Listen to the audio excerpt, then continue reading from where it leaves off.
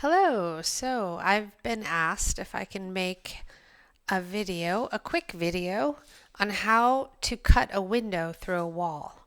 So I want to do that for you really quick. It's not hard, but it's not easy. So first let's create a wall by right clicking, going to ProBuilder,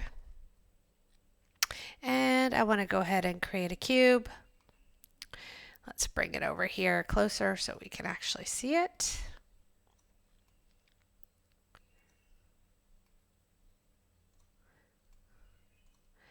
Okay, now let's go into our object edit mode down here and make it bigger.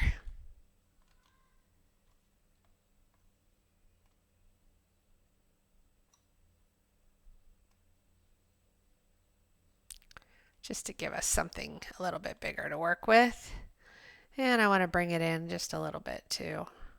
Doesn't need to be that big, but this is good. And let's go back out to the object itself and move it this direction so we can see it. All right, let's go into ProBuilder editing. And we are going to go up to our tools up above and go to edges. We want to add some loops around. So I'm going to grab this top edge. Remember that if I right click and insert a loop edge, it'll always be perpendicular to whichever edge that I select. So now I've got an edge loop and I'm going to go ahead and slide it over, put it about 2.5 there.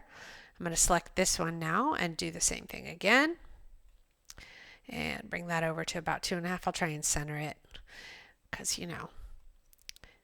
and let's see, do it here. So we're going to make 4 of these. Yeah, that sounds about right. And oops, I need to select this one and insert an edge loop. Oh, that looks like a nice enough window right there. I'll drop it down just a little so it's a little more even. Yeah, I think that's about right. Okay, and then now I've got, if I go to my face modes here, I've got a whole bunch of different faces.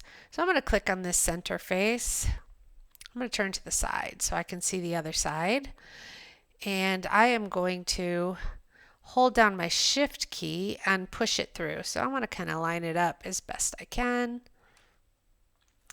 And I'm going to hold down the shift and push.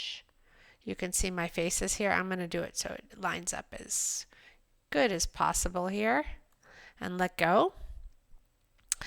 And so it should be close to the side of the wall. Still selected. I'm going to right click and delete the face. Do that again. Okay. So now it's starting to look more like a window. But there is a couple of things I want to point out. It will not be exact. And as I zoom in, you might be able to see it. You can see if I go to my edges here. I've got 2 different edges. Now, the easiest way to solve that is really to weld my vertices on all 4 corners. So if I go into the vertex mode, and I'm going to need to, oh, my computer's lagging here, select both of these. So I'm going to select one. Actually, I'm going to select on the left side. See if I can see it. There we go. Now I can zoom in a little bit. All right. I'm going to select the left one so I can see the right one. See if I can go down. Hit my Command or Control key on the Mac.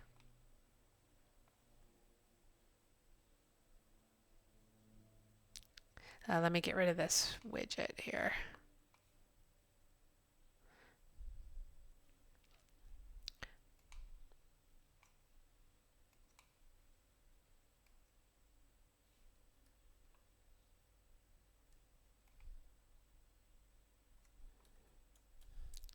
It's very difficult to get them together, but let's see.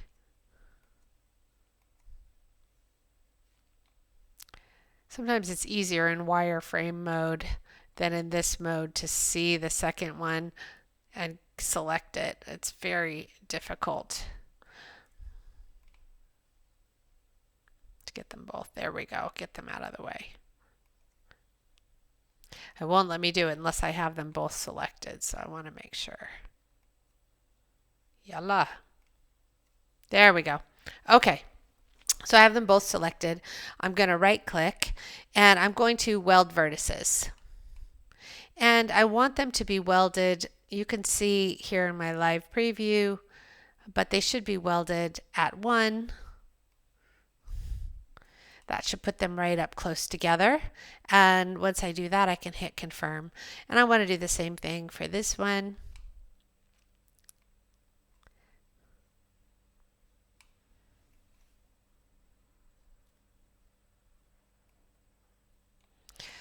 The hardest part is selecting them for me. For some reason, I have issues with this.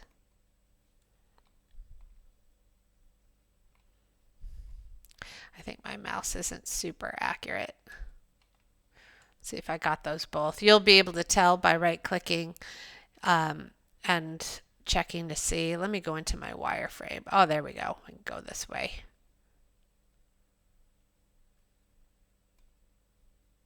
Stop it. There we go. Now weld vertices. Weld it to 1, confirm, and you can see that it's pulling everything together. So I don't have multiple edges then. So you want to do this for all 4 corners. And that's as simple as it really is, as it gets here, to basically connect vertices.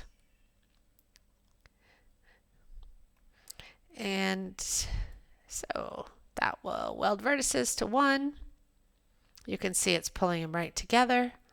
And the last one up here.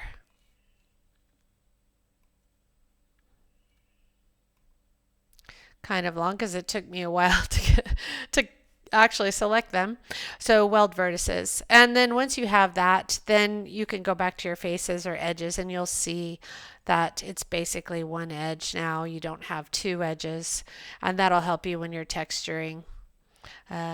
So it makes them tight, uptight, close together. So that's basically how you cut a window into a wall.